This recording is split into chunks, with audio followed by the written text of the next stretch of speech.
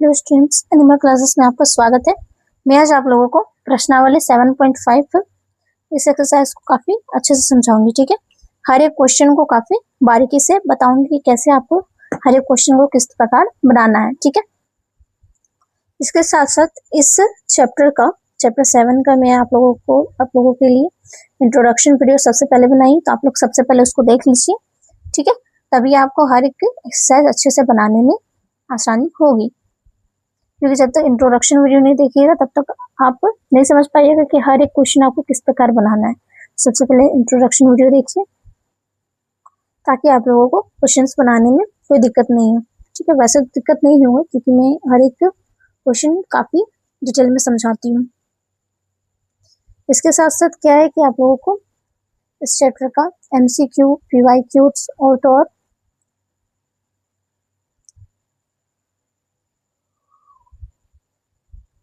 Question bank के questions भी available करवाया गया एनिमल क्लासेस में। ठीक है, ये तीनों जो है वो आप लोगों का ऑब्जेक्टिव रहेगा। रीजन क्या है, क्योंकि आप लोगों का एग्जाम जो होना है वो ऑब्जेक्टिव में होना है, इसलिए सारा कुछ आप लोग ऑब्जेक्टिव का ही पॉइंट ऑफ व्यू से आप लोग को तैयारी करना पड़ेगा।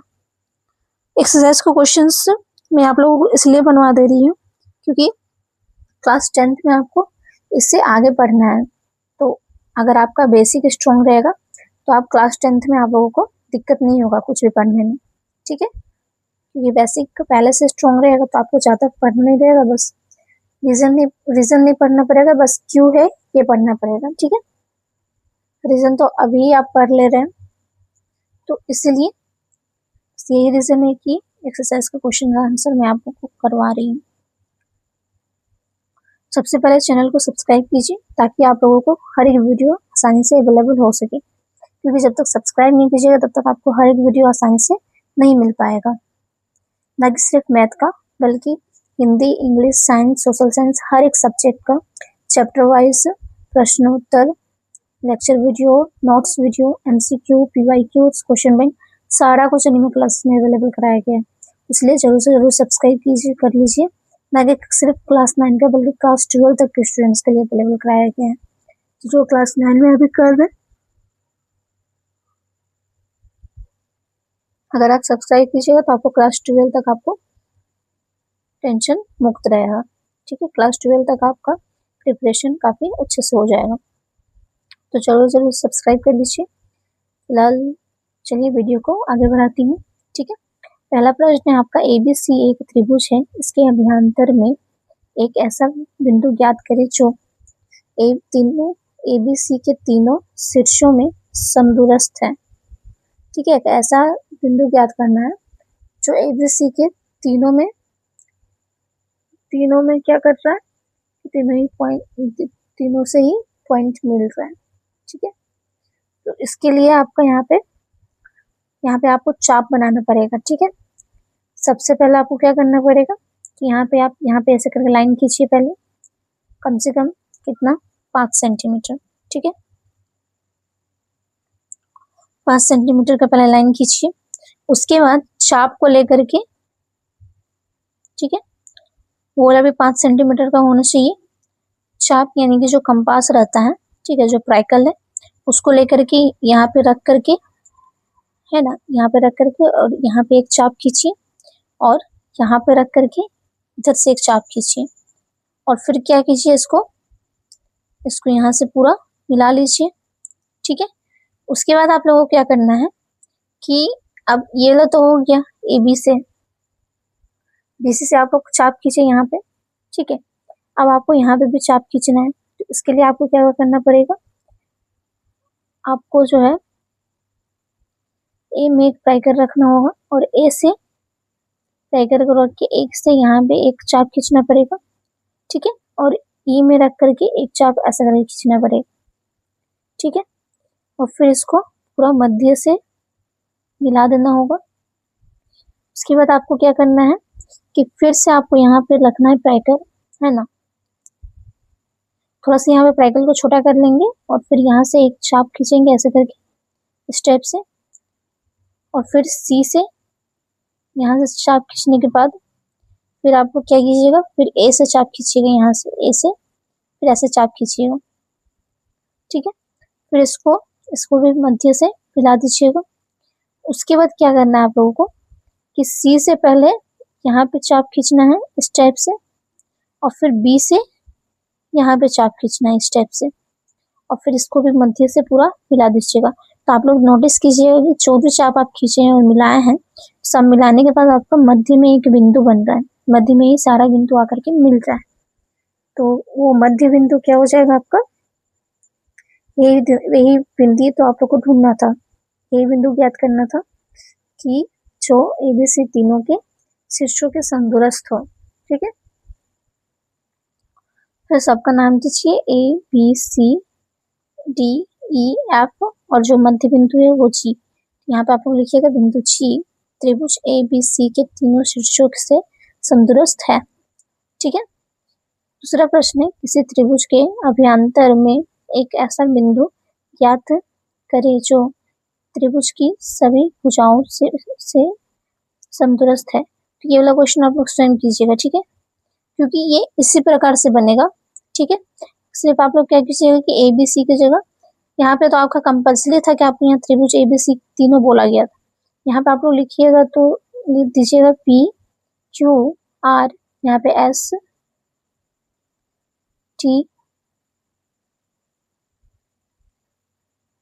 ST भी यहाँ पे दीजिएगा, और अंदर का बिंदु में कुछ भी दे दीजिएगा ना, Q सपोज टाइप दे दीजिएगा। ठीक है, तो जैसे मैं वहां ऊपर में बनाई हूँ वैसे ही आप लोग बनाइएगा। और रीजन में क्या लिखिएगा, बिंदु U जो है वो ट्रायंगल PQR के तीनों शीर्षों के समदूरस्थ है। ठीक है,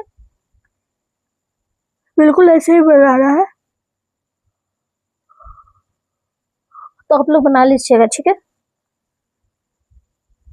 तीसरा प्रश्न है आपका कि एक बड़े पार्क में लोग 3 बिंदुओं पर केंद्रित हैं। इस क्वेश्चन में आपको क्या बोला गया है कि देखो, एक पार्क में 3 लोग हैं जो 3 बिंदु पर केंद्रित हैं, जो 3 बिंदु पर केंद्रित हैं, 3 लोग। ठीक है, ए में जो है जहाँ पर बच्चों के लिए फिसल पट्टी और झूले हैं, ए में क्या है कि बच्चों के लिए फिसल पट्टी और झूले हैं, झूले हैं और जो फिसलने वाला जो रहता है वो है। ठीक है, सेकंड बी में क्या है, जिसके पास मानव निर्मित एक झील है। बी में क्या है कि मानव निर्मित एक झील है, झील है वहां पे। सी में क्या है, जो एक बड़े पार्किंग स्थल और बाहर निकलने से रास्ते के निकट है। एक आइसक्रीम का स्टॉल कहाँ लगाना चाहिए ताकि वहां लोगों की अधिकतम संख्या पहुंच सके। आपको यहाँ पे क्या बताना है कि सी नंबर में जो पार्किंग है स्थल है, ठीक है, बाहर निकलने का जगह है, रास्ता है, तो उसके निकट पर एक आइसक्रीम का स्टॉल कहाँ पे लगाना चाहिए कि जहाँ पे लोगों का नज़र काफ़ी ज़्यादा पहुँचे और लोग ज़्यादा से ज़्यादा वहाँ पर जाएं। ठीक है, संकेत के रूप में आपको यहाँ पे बोला गया है कि स्टॉल को ए, बी और सी के समदूरस्थ होना चाहिए। स्टॉल जो है वो ए, बी, सी यानी कि तीनों ही जगह के समदूरस्थ में होना चाहिए, यानी कि आमने सामने में होना चाहिए। ठीक है, तो इस प्रश्न को आप लोग कैसे बनाइएगा, तो सबसे पहले आप लोग क्या कीजिए कि एक त्रिभुज बनाइए। ठीक है, त्रिभुज बनाने के बाद क्या कीजिए कि इसको ए, बी, सी का नाम दीजिए। ठीक है, फिर यहाँ से इसको परपेंडिकुलर खींचेंगे। ठीक है, और फिर यहाँ से इस टाइप से, यहाँ से इस टाइप से खींचेंगे। अब देखो, ये आपका ए नंबर हो गया, ये बी नंबर हो गया और ये सी नंबर हो गया। ठीक है, अब आपको यहाँ पे जब हम लोग देखिए तो यहाँ पे मिला, जब पूरा लाइन वगैरह खींचे तो देखिए यहाँ पे मध्य में एक बिंदु मिल रहा है। ठीक है, तो इसको भी बिंदु जी दे नाम दे दिए। अब यहाँ पे नोटिस कीजिए कि जी जो है वो ए, बी, सी तीनों का ही समदूरस्थ है। ठीक है, तो यही पॉइंट आपको पता करना था। बिंदु जी जो है वो ए, बी, सी मतलब त्रिभुज ए, बी, सी के तीनों बिंदुओं से समदूरस्थ है तथा आइसक्रीम का स्टॉल बिंदु जी पर लगाना चाहिए ताकि वहां लोगों की अधिकतम संख्या पहुंच सके। ठीक है, चौथा प्रश्न है आपका, षड्भुजीय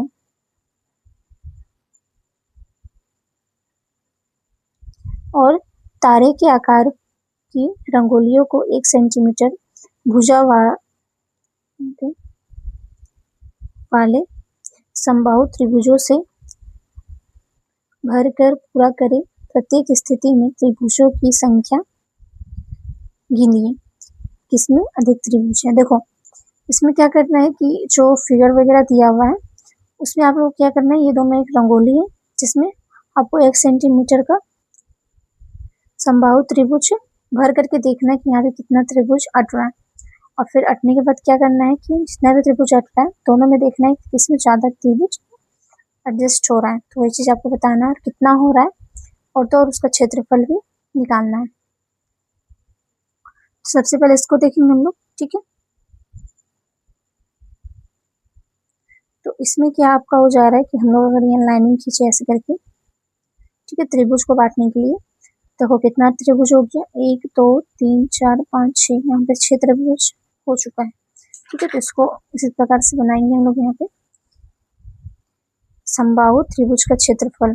इसका क्षेत्रफल निकालने के लिए इसका फॉर्मूला होता है √3/4 होल का स्क्वायर भुजा स्क्वायर, ठीक है, भुजा का होल का स्क्वायर, ठीक है। ये आपका फॉर्मूला होता है, इंट्रोडक्शन में बता चुकी हूँ। फिर क्या करेंगे, होल मतलब √3/4 इंटू, देखो यहाँ पे भुजा का स्क्वायर यहाँ पे बोला गया है। देखो यहाँ पे भुजा कितना दिया हुआ, 5 सेंटीमीटर दिया हुआ हर एक भुजा का मान, तो इसलिए यहाँ पे मैं क्या लिखी हूँ, 5 का होल का स्क्वायर, ठीक है। फिर इक्वल टू √3/25, ठीक है। और फिर लिखे हैं कि √3/4 इंटू 25 × 6। आप सोचिए, आप बोलिएगा कि मैम यहाँ पे 6 क्यों लिखे हैं, रीजन बताइए, ठीक है। तो यहाँ पे 6 इसलिए मैं लिखी हूँ क्योंकि देखो यहाँ पे जो 6 ट्रायंगल बन रहा है इसकी वजह से, 6 त्रिभुजों की वजह से यहाँ पे 6 लिखे हैं, ठीक है। क्योंकि जितना भी आपका त्रिभुज है उसका आपको पता करना है कि वहां पे कितना सेंटीमीटर के त्रिभुज संख्या आने वाले हैं, ठीक है। तो इसको बनाने के लिए यहाँ पे ये आपका पहला समीकरण हो गया, ठीक है। अब दूसरा क्या करेंगे कि 1 सेंटीमीटर वाले समबाहु त्रिभुज का क्षेत्रफल,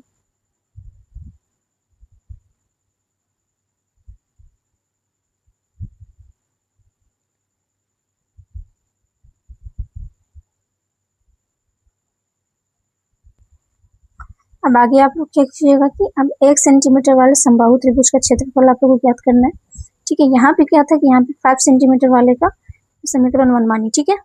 अब इसी का 1 सेंटीमीटर वाले का ना निकालना, 5 का तो निकालना नहीं है, तो इसलिए √3/4 1 का होल का स्क्वायर, तो कितना हो जाएगा √3/4, ये आपका दूसरा समीकरण हो गया। अब इसको क्या करना है कि 1 सेंटीमीटर वाले समबाहु त्रिभुज की संख्या, इसका जो संख्या है ये कितना हो जाएगा, तो 5 सेंटीमीटर वाले समबाहु त्रिभुज की क्षेत्रफल डिवाइडेड में क्या कीजिएगा कि 1 सेंटीमीटर वाले समबाहु त्रिभुज का क्षेत्रफल, यानी कि 5 सेंटीमीटर का जितना आया था आपका मान दो यहाँ पे, और उसको डिवाइड करेंगे 1 सेंटीमीटर वाले के मान से, ठीक है। तो उसी को यहाँ पे मैं लिखी हूँ equal to √3/4 into 25 × 6 divided by √3/4। तो ये और ये कट गया, ठीक है। अब कितना बचा, 25 × 6, यानी कि यहाँ पे 150 आपका आंसर हो गया पहला का, ठीक है। अब देखो दूसरा में भी, दूसरा स्टार को हम लोग देखेंगे। तो स्टार में देखो त्रिभुज यहाँ पे ऑलरेडी पहले से बाहर में बना हुआ है, कितना बना हुआ है, 1 2 3 4 5 6, और अंदर में बन सकता है। देखो यहाँ पे हम लोग लाइन को मिलाएंगे, ठीक है। यहाँ पे भी और त्रिभुज बना, कितना बना, 7 8 9 10 11 12, यानी कि टोटल जो स्टार में जो त्रिभुज है तारे में वो कितने हैं, 12 है, ठीक है। तो अब हम लोग सेकेंड वाला को बनाएंगे। तारे वाली रंगोली में 1 सेंटीमीटर वाले त्रिभुज की संख्या, 1 सेंटीमीटर वाले त्रिभुज की संख्या कितनी है, तो √3/4 इंटू 27,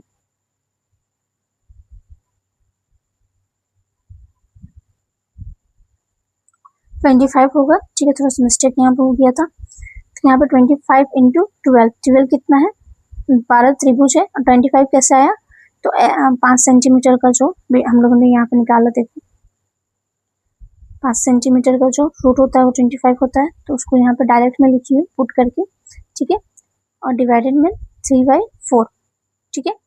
इतना जो यहाँ पे वर्क किए थे हम लोग, ये चीज़ यहाँ पे शॉर्टकट में मैं की हूँ, ठीक है। तो आप लोग चाहिएगा तो इसकी तरह से पूरा पहले कर लीजिएगा।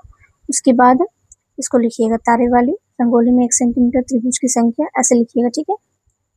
तो ऐसे भी लिखिएगा तो कोई दिक्कत नहीं है, क्योंकि आपका ऊपर में ऑलरेडी वर्क हो चुका है, ठीक है। तो इन दोनों को जब हम लोग काट देंगे तो 25 × 12 हो जाएगा। अब इन दोनों को मल्टीप्लाई करेंगे तो 300, ठीक है। तो 300 है आपका हो जाएगा आंसर। तो मैं आज आप लोगों को इस एक्सरसाइज को पूरी अच्छे से समझा दी हूँ। आई होप कि आपको अच्छे से समझ में आ गया होगा। इस चाप को आप लोग अच्छे से फ्राई कर लेकर के इसको चाप खींचिएगा, ठीक है। और नीचे वाला को बिल्कुल ऐसे ही बनाना है।